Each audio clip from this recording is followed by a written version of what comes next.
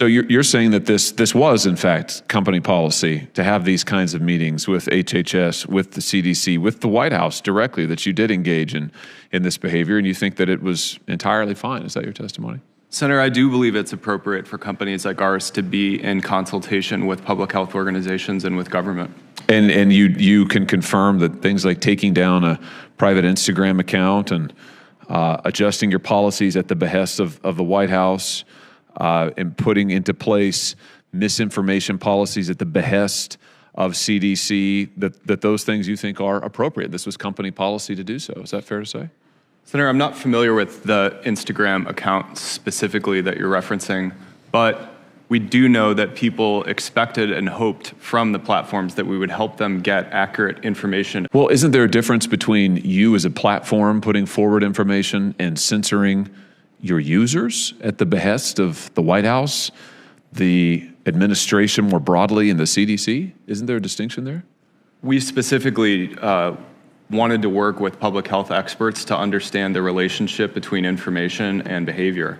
And so we did consult with the CDC, the World Health Organization, and others to understand how the platform policies we built were affecting public health. Well, you didn't just consult with them to understand how they affected public health. You actually censored on their behalf. I mean, you took these emails, I'm just quoting from a sample of them, which, by the way, have been disclosed in litigation. These emails show that you took censorship steps. You took down accounts.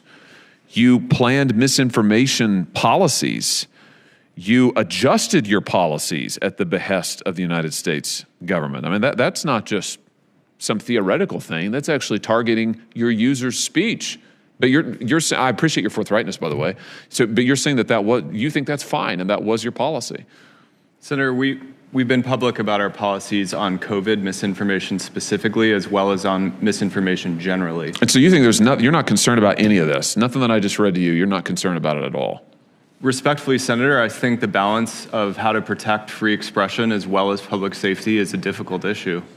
But it's one we're committed to working with outside experts and publishing our work. Well, I appreciate you being so forthright. As I said, this is actually from litigation between the state of Missouri and the state of Louisiana and the federal government. I anticipate that your remarks under oath today are going to be very interesting and helpful to that litigation. I'll just say this.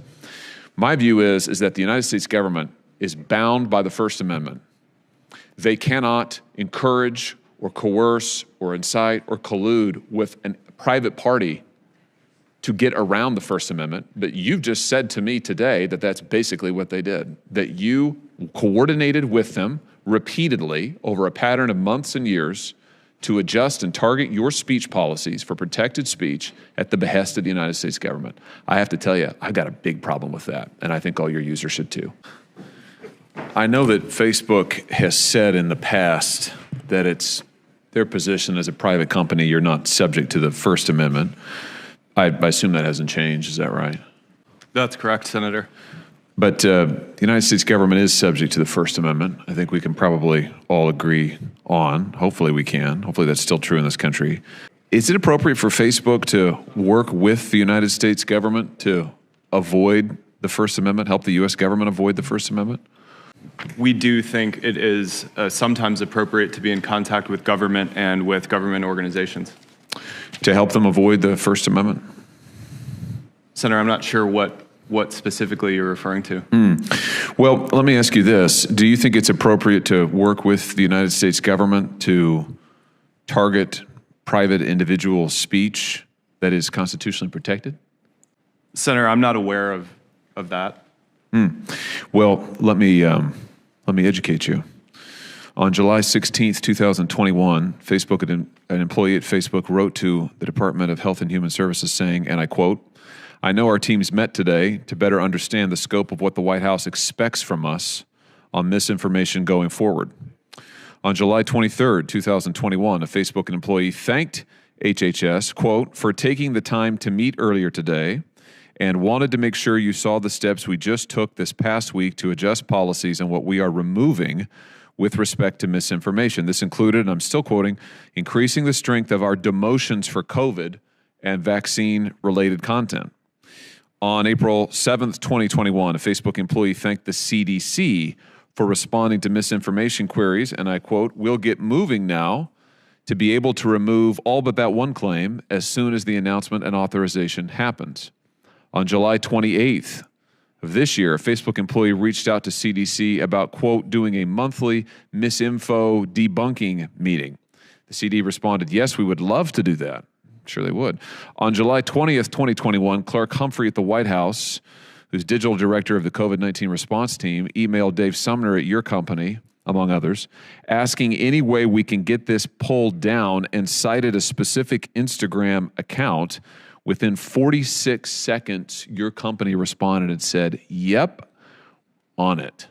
That sounds like what in the law we call a pattern and practice of meeting, coordinating, and colluding with the United States government to target particular speech that no one in any of these emails alleges is incitement, which would not be constitutionally protected. So it appears to all be constitutionally protected speech on, I might add, very politically sensitive topics that Facebook is directly working with the U.S. government to target and remove. Is that your company policy to do this kind of thing?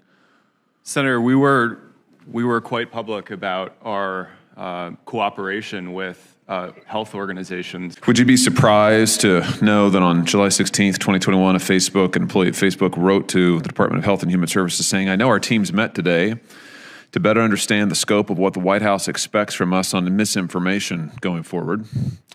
On July 23rd, 2021, Facebook employee thanked HHS for taking the time to meet earlier today. Wanted to make sure you saw the steps we just took this past week to adjust policies and what we are removing with respect to misinformation. On April 7th, 2021, a Facebook employee thanked the CDC for responding to misinformation queries. "We'll get moving now to be able to remove all but that one claim as soon as the announcement and authorization happens." On July 28th, 2022, that's this year, a Facebook employee reached out to CDC about doing a monthly misinfo/debunking meeting. CDC responded, "Yes, we would love to do that." On May 11th, 2021, Facebook employees organized a Be on the Lookout meeting with CDC officials. On July 20th, 2021, Clark Humphrey at the White House emailed Dave Sumner and others at Facebook asking any way we can get this pulled down, and cited an Instagram account. Within 46 seconds, Facebook replied, quote, "Yep, we are on it," end quote, and down the account went. Is that normal? Was that normal in your time at Facebook? I don't have experience around that. So you have no knowledge of anything like this? Nothing like this ever happened, and then presto, it started happening just suddenly in 2020 as soon as you left? I didn't have personal experience of that, or I didn't hear. And you don't know anything about it at all? You've never heard of anything like this happening ever? I don't. That's remarkable. I thought that you were the former vice president of partnerships, product marketing, partner engineering, marketing, strategic operations, and analytics at Facebook. It's true. And none of this ever happened.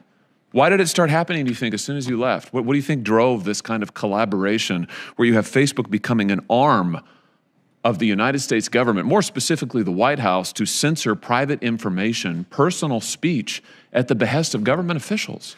So it's hard for me to comment on the specific context of the content we're talking about, whether it was public content or whether it was personal content.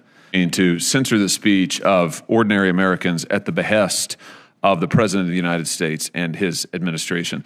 I commend to everyone who's interested these emails, which were discovered as part of litigation led by the state of Missouri and other states as they're suing these tech companies, including your former employer, Mr. Boland, which for the record is one of the worst companies in America.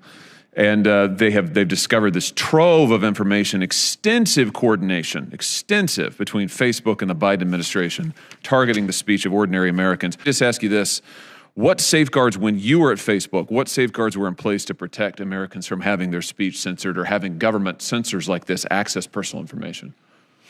So during my time there, the company was my experience with the company was more reluctant to take down speech and very careful about trying to remove content. I also don't think the company studied the content on the platform as heavily as you would like. Not like what they were doing later when they were looking at particular private Instagram accounts and removing them at the behest of the White House. You're saying that didn't happen while you were there? That's not a scenario that I ran across. I